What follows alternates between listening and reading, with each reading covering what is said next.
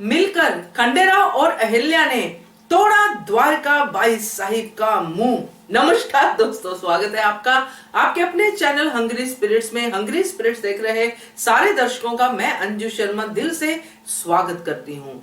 Dwarka by Sahib जो कोई मौका नहीं छोड़ती है, हमेशा तैयार रहती है अहिल्या को नीचा दिखाने के लिए और उसी डायलॉग पे पहुंच जाती है जो डायलॉग उनके फेवर में जाता है और दूसरे को भड़काने में उनकी मदद करता है। ऐसी ही कुछ एफर्ट करती हुई द्वारका फिर से दिखाई दी, मगर दोस्तों यहाँ पे वो वार नहीं चला क्योंकि खंडेराव और अहिल्या दोनों ने मिलकर मुंह तोड़ जवाब दिया द्वारका बाई साहिब को। चलिए बात करते हैं, मगर पहले वही गुजारिश, जिन्होंने अभी तक चैनल को सब्सक्राइब नहीं किया है कृपया कर लीजिए। साथ में दोस्तों बेल आइकन दबाइएगा ताकि आपको हमारे वीडियोस के नोटिफिकेशन मिलते रहे।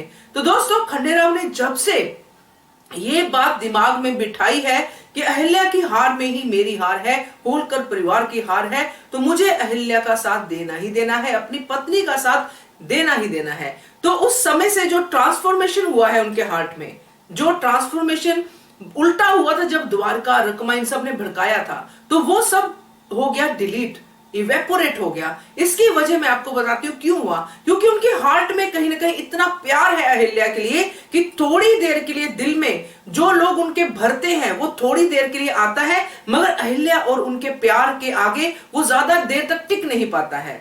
इसलिए वापस वो फिर से अपने प्यार में जीना शुरू कर देते हैं, एक दूसरे का साथ देना शुरू कर देते हैं। क्योंकि जब एक दूसरे की पीड़ा नहीं देख सकते तो डेफिनेटली उनका प्यार कितना अच्छा और कितना पवित्र होगा ये हम समझ सकते हैं। तो ऐसा ही कुछ नजारा हमें देखने को मिला।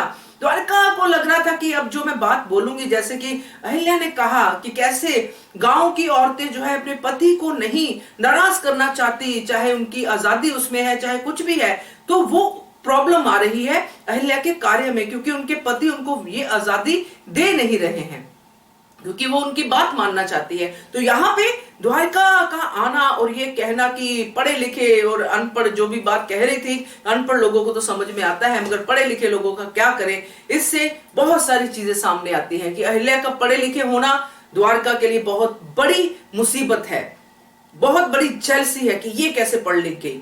और फिर उसके बाद जब ये चीजें सामने आती है और यहाँ पे द्वारका का लेक्चर देना बहुत जरूरी आ जाता है कि पति, और तुमने तो सासूबाई को नाराज किया, तुम तो अपने पति की बात नहीं मानती हो। यानी कि वो चाहती थी कि अहिल्या के सामने ही खंडेराव को भड़का दिया जाए। मगर यहाँ खंडेराव ने जब बोलना शुरू किया तो अहिल्या ने कहा कि सासूबाई से बहुत अच्छी लाइन थी, मेरा मन मुटाव है, मतभेद नहीं है ना। मैं भी बोलती हूँ डिसएग्री होता है, विचारों में होता है, विचार नहीं मिलते हैं, मगर इसका मतलब ये नहीं है कि मन में हमारे दोनों में एक दूसरे के लिए कोई ऐसा भाव है जिसको हम नफरत कह सकते हैं। तो ऐसा नहीं है।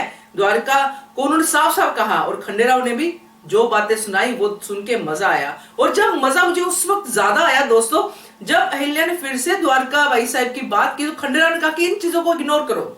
यही था कि don't give importance to them, है ना। ये बात मुझे बड़ी अच्छी लगी और मेरे लिए बड़ी सीख की बात लगी कि जिनका आपकी लाइफ में सिर्फ हेट प्रोड्यूस करना ही काम है, उनको इग्नोर करो, उनके बारे में सोच के समय वेस्ट करने की जरूरत नहीं है। तो ये बात मुझे बहुत अच्छी लगी खंडेराव की, क्योंकि बहुत अच्छी बात है।